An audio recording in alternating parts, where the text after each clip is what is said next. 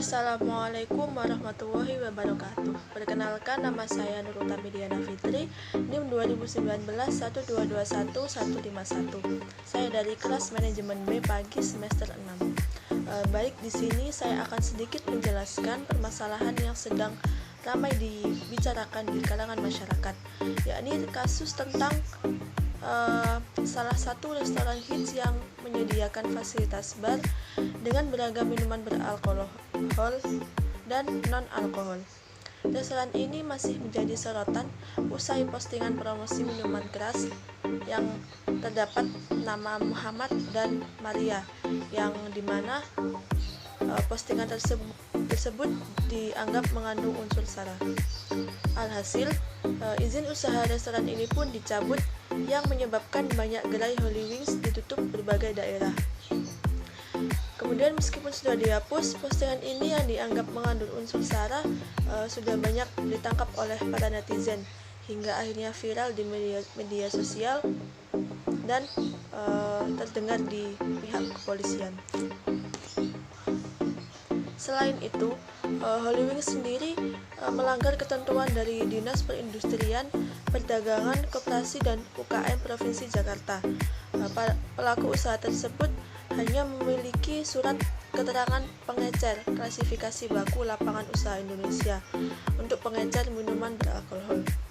Dalam ketentuan ini, penjualan minuman beralkohol hanya diperbolehkan untuk dibawa pulang dan tidak untuk diminum di tempat. Dalam kasus tersebut, maka di sini saya akan sedikit menjelaskan tentang analisis teori pengambilan keputusan tentang teori bias. Bias sendiri adalah penyimpangan dalam berpikir yang cenderung mengalami kesalahan. Mungkin mereka berpikir setelah adanya promosi minuman dengan cara seperti itu, maka akan banyak menarik perhatian masyarakat yang akan membeli dan akan berkunjung ke restoran. Padahal belum tentu keputusan yang mereka ambil akan sesuai dengan ekspektasi mereka. Maka solusi yang seharusnya diambil dari permasalahan ini adalah kita tidak boleh gegabah dalam mengambil suatu keputusan.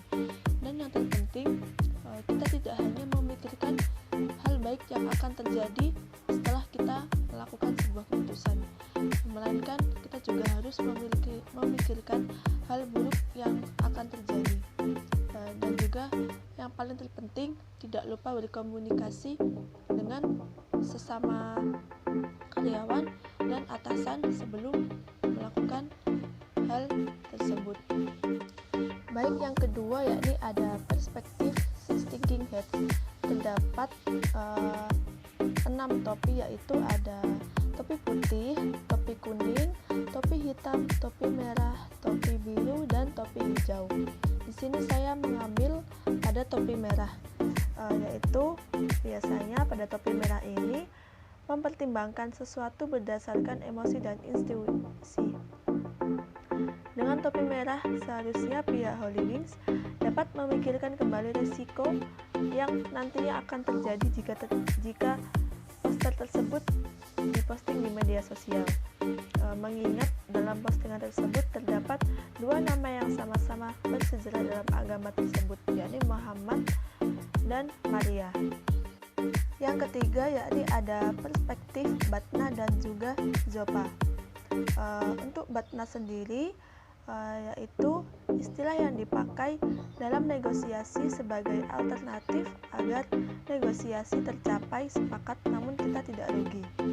Langkah awal yang harus dilakukan oleh pihak Holy Wings adalah dengan meminta maaf kepada seluruh pihak yang bersangkutan, karena bagaimanapun mereka telah melukai perasaan banyak pihak. Holy Wings juga harus bernegosiasi kepada pemerintah agar pemerintah mau membukakan jalan damai antara pihak Holy Wings. Dan jika memang dari beberapa negosiasi tersebut belum dapat menghasilkan sebuah keputusan, mungkin kita bisa menggunakan jalan alternatifnya dengan cara pihak Holy Wings berjanji tidak akan mengulangi kesalahan yang sama dan akan mengurus segala perizinan yang masih bersifat ilegal dan juga tidak menjual minuman yang Kemudian untuk ZOPA sendiri yakni adalah bertemunya kesepakatan pada saat tawar-menawar dalam sebuah negosiasi antara dua pihak atau lebih. Atau secara ringkas adalah kondisi saat semua pihak setuju untuk membuat sebuah keputusan. Pada permasalahan di atas, maka kita bisa menggunakan perspektif ini untuk bisa bermediasi kembali sesuai dengan perjanjian yang ditawarkan pada batna di atas, agar memperoleh kesepakatan bersama tidak satu belah pihak saja. Baik, di sini saya akan menjelaskan tentang identifikasi kasus tingginya labor turnover atau keluar masuknya karyawan di perusahaan Holywings. Labor turnover sendiri adalah aktivitas pergantian karyawan atau keluar masuknya karyawan suatu perusahaan yang disebabkan oleh faktor penentu terjadinya perpindahan karyawan tersebut, baik secara sukarela maupun tidak. Di sini ada beberapa faktor yang menyebabkan labor turnover menjadi tinggi, yaitu ada faktor umur. Di sini dijelaskan karyawan yang lebih muda lebih mungkin untuk keluar dari perusahaan karena turnover yang cenderung tinggi pada karyawan yang berusia muda biasanya disebabkan karena karyawan tersebut masih memiliki keinginan untuk mencoba di pekerjaan yang lain.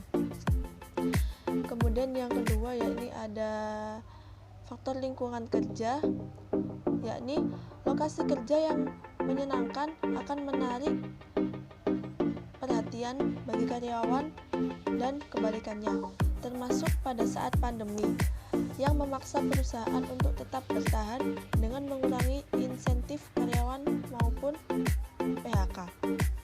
Yang ketiga yakni ada faktor masa kerja. Turnover lebih banyak terjadi pada karyawan dengan masa kerja yang singkat. Interaksi dengan usia-usia, kurangnya sosialisasi awal merupakan keadaan yang dapat memungkinkan terjadinya turnover. Kemudian ada faktor kepuasan gaji. Kepuasan kerja karyawan dianggap menjadi salah satu penyebab karyawan berhenti bekerja. Namun, persepsi karyawan terhadap perlakuan tidak adil dalam hal kompensasi atau gaji menjadi penyebab yang lebih kuat. Kemudian di sini ada diagram hubungan kausalitas kasus pada perusahaan Holywings. Yang pertama, faktor umur disebabkan karena usia tua di atas 50 tahun dan usia belum cukup umur di bawah 15 tahun. Kemudian ada faktor masa kerja, yaitu di sini disebabkan karena sistem kontrak kerja tahunan. Kemudian faktor kerja, di sini ada karena pandemi Covid dan lingkungan kerja kurang nyaman. Kemudian yang terakhir ada faktor kepuasan gaji. Yang ini disebabkan karena kurangnya pemberian bonus dan pembayaran upah yang sering terlambat. Kemudian di sini ada akar permasalahan tingginya turnover pada perusahaan Holywings.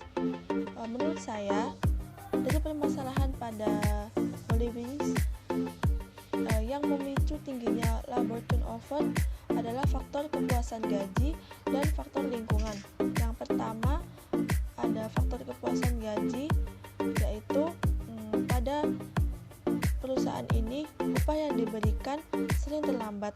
Keterlambatan pembayaran upah mereka disebabkan oleh keterlambatan pembayaran dari atasan kepada bawahan. Kemudian yang kedua yakni ada faktor lingkungan. Salah satu karena faktor gaji yang sering tidak sesuai dengan waktunya.